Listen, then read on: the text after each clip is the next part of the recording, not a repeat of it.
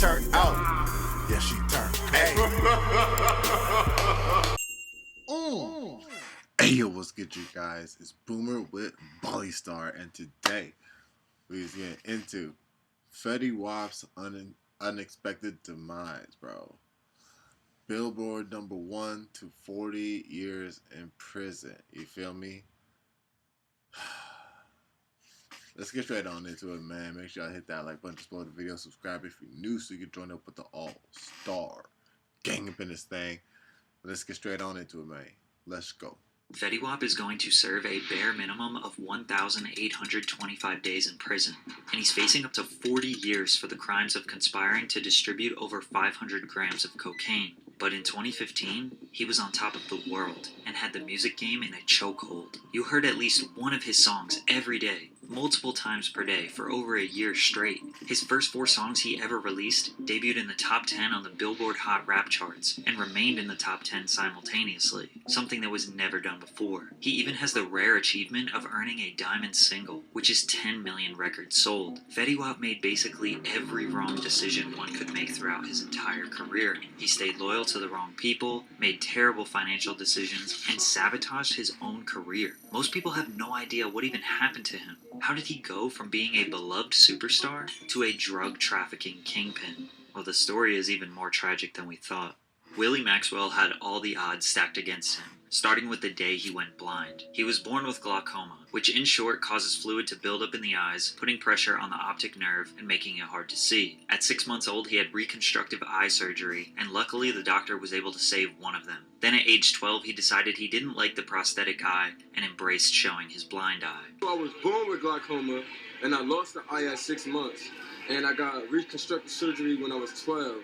And I just stopped wearing the prosthesis because I didn't want to look like everybody else. To make matters worse, he grew up on the rough streets of Paterson, New Jersey, 22nd and 12th Street to be exact. Kids would bully him because of his eye, so he had to learn how to defend himself at an early age. However, he had one escape, and that was music. Willie played the drums alongside his father, his brother, and uncle in the local church. He was constantly surrounded by music and was putting on performances even as a child. He even took his talents to the school band, but Willie didn't like school, and the kids didn't like him, which led him to dropping out as a teenager. He got his nickname Fetty because he was always trying to get the money, but he never had a job, so he hit the streets to pay his bills. His family didn't support his lifestyle, so he resorted to sleeping on friends' couches and floors. As if times couldn't get any harder, he had his first child. He was broke with no plan and destined for failure until he met Monty, who introduced a way out. Monty was a local rapper in Paterson who introduced Fetty to the music scene. P. Dice and Nit the Grit were other artists who had a little bit of buzz in the city. P. Dice, Monty, Fetty, and a few others started calling themselves the Remy Boys, based on their love for Remy Martin's 1738 cognac. The third song Fetty ever recorded was Trap Queen. He always knew it was a hit, but it went unnoticed for years. Nit the Grit saw potential in the group and decided to quit his own rap career and start a production company/label called RGF Productions, and he signed them. But Nit was new to the business, and he needed help promoting his artists. He got connected with Muscle Team Fuzz, who is an OG in Paterson. Rapper, CEO, community leader, among other things. Fuzz took Nit under his wing, showed him how to move like a boss, and how to get the support of Paterson. Fetty getting involved with these guys would be the best and the worst thing that ever happened to him.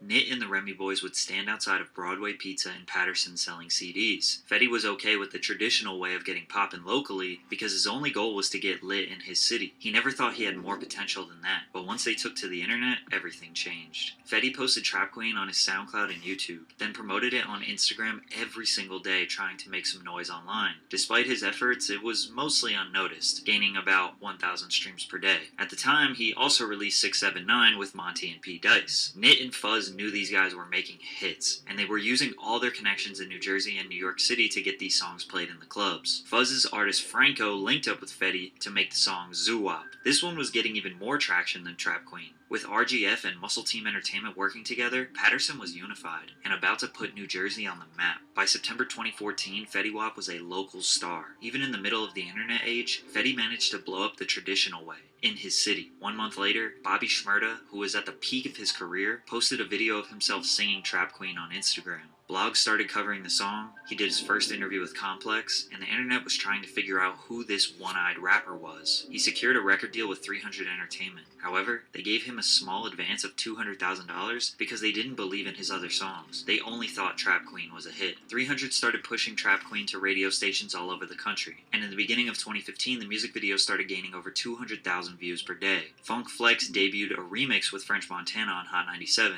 Rihanna said in an interview that it was the last song she purchased. Then Kanye brought out Fetty to perform at the Rock City Classic in New York City. Shortly after, Trap Queen debuted at number 86 on the Billboard Hot 100, 1 year after it was posted and 2 years after it was recorded. He went from local legend to mainstream household name in just a few months, but he didn't want all the fame for himself. Like, I had a plan on how this shit was supposed to go. You know what I'm saying? Like, and that was supposed to be Monty's record. That was Monty's breakthrough record. Like, he was supposed to, boom, all right, Fetty Wap goes on tour, Monty goes on tour. You know what I'm saying? Was it supposed to be Fetty Wap and then Monty on the tour with Fetty Wap? The record he was talking about was My Way. The now 3 times platinum record was supposed to be Monty's breakout single. It was actually Monty's song to begin with, but Drake heard it in the club, asked Fetty through Instagram DMs if he could remix a song. Fetty asked Drake if he could just leave Fetty on the hook, remove his verse, and just have Drake and Monty on the verses. But the OVO team kicked Monty off the song and released it on SoundCloud without Fetty's approval, and spoiled Monty's debut. The song was blowing up on the internet, but neither Fetty nor 300 Records ever really promoted the song. It wasn't even available on iTunes or streaming because Fetty didn't like the way Drake handled that business. Instead, they re-released the old track 679 to focus more on the Remy Boys. 679 hit Billboard immediately on iTunes or Cloud without Fetty's approval, and spoiled Monty's debut. The song was blowing up on the internet, but neither Fetty nor 300 Records ever really promoted the song. It wasn't even available on iTunes or streaming because Fetty didn't like the way Drake handled that business. Instead, they re-released the old track 679 to focus more on the Remy Boys. 679 hit Billboard immediately. Then a month later, his 4th single, Again, also hit the top 10 on the Billboard Hot Rap charts. By mid-2015, Fetty had his first 4 singles in regular rotation on the radio, but the fame never got to his head. When he made his first $1 million, he gave it to Knit the Grit for signing him to RGF and making all of this possible. But Fetty spent his money recklessly. The most superstar thing I've done, I spent a lot of money. I can say that. On this particular trip, I was like $8 million. On one trip? Yeah. Well, we go to the hotel, and the hotel like, yo, we don't have enough rooms. And I'm like, you know what? I don't want to hear this. Right. Call my man like, yo, I need a house right now. Right. He's like, you want to rent it? I'm like, nah, I'm just going to buy it. Oh, like, man. I got to sure? good. I'm like, yeah, I'm just going to buy it. I was doing like $150,000 a month bills. But that's the dumbest shit I was doing. Like, matter of fact, yeah, if I had to, it was jewelry and like apartments. I had a lot of fucking apartments. But I was traveling with 14, 15 niggas, 16 niggas, maybe sometimes 30 niggas. My worst shopping experiences was Barney's when the Balmain shit came out. Yeah.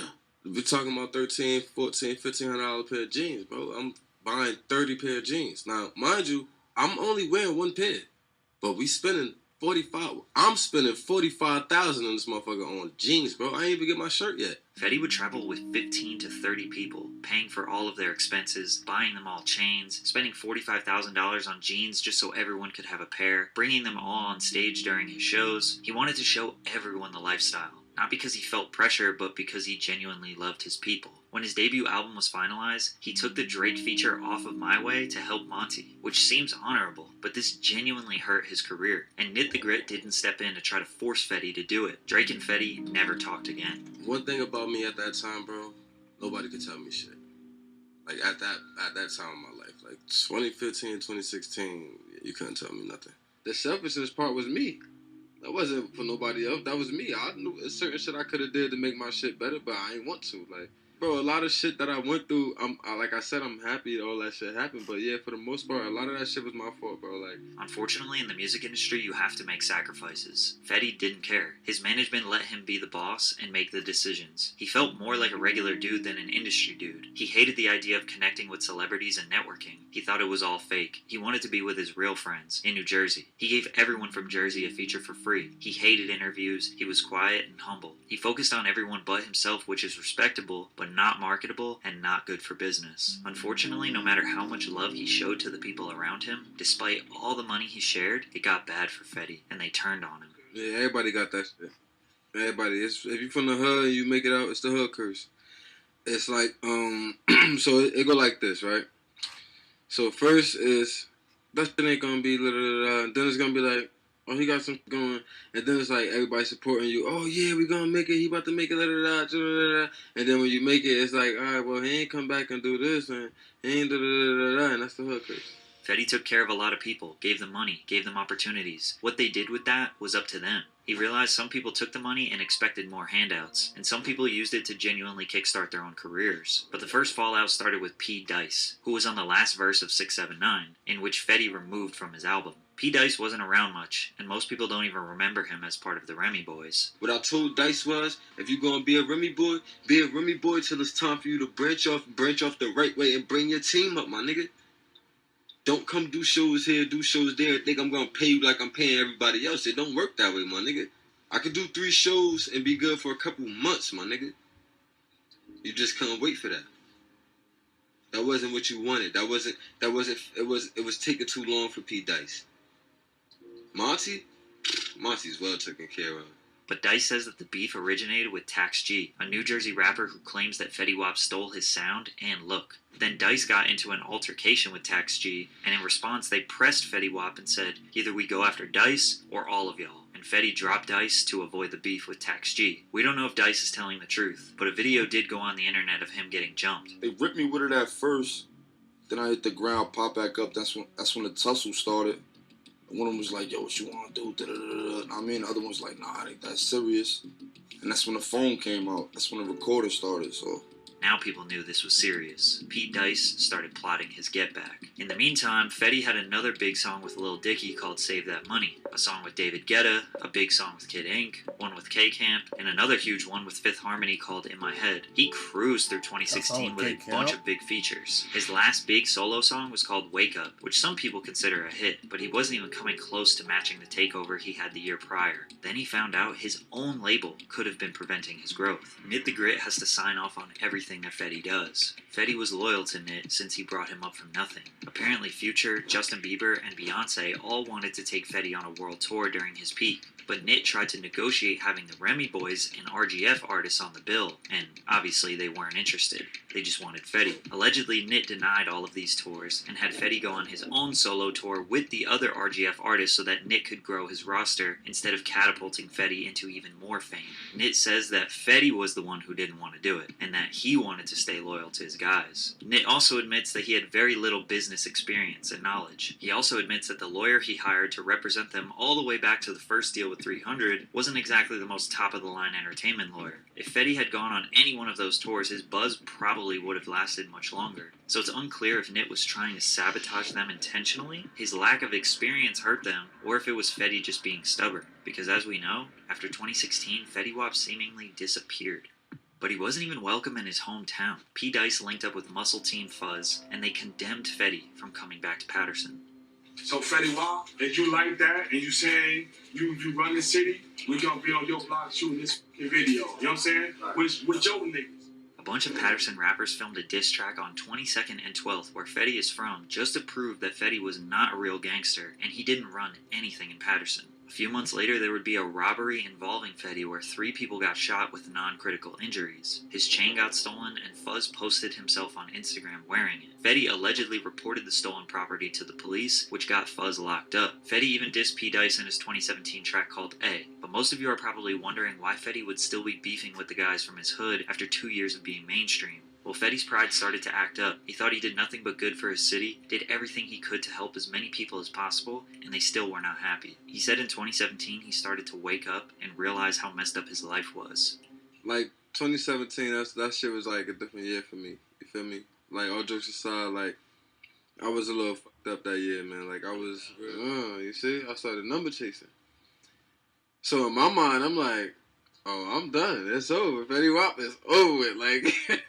Fetty was scrambling to get his finances in order. He had to clean house, downsize his team, and make sure he doesn't go broke. He looked at Nit. He started to question what he even did for him in the first place. Nit gets paid before Fetty does. so he needed to assess if he was actually helping his career. Literally since 2017, Fetty hasn't been on good terms with the man who pays him and has to approve every song, every show, every brand deal, literally everything he does. How can a career progress from there? Well, it can. By 2018, everyone forgot about Fetty Wap. Granted, most of this happened behind closed doors. People have very fond memories of him. He didn't go out sad, he didn't embarrass himself. He just kind of faded away and nobody really asked any questions. I fell off musically by being popular, but I built myself to be able to bring myself back up. Despite spending money recklessly, Fetty prides himself on being very I good mean, with his honestly, if Lil Yachty did it, bro.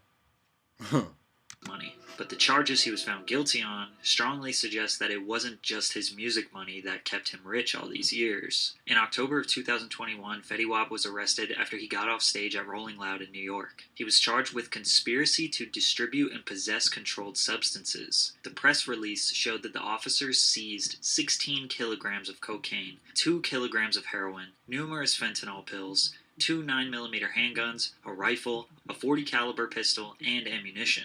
Maxwell, along with 5 others, allegedly trafficked more than 100 kilos of opioids, including fentanyl, heroin, cocaine, and crack, from the West Coast and sold the deadly drugs in New Jersey and across Long Island, officials said.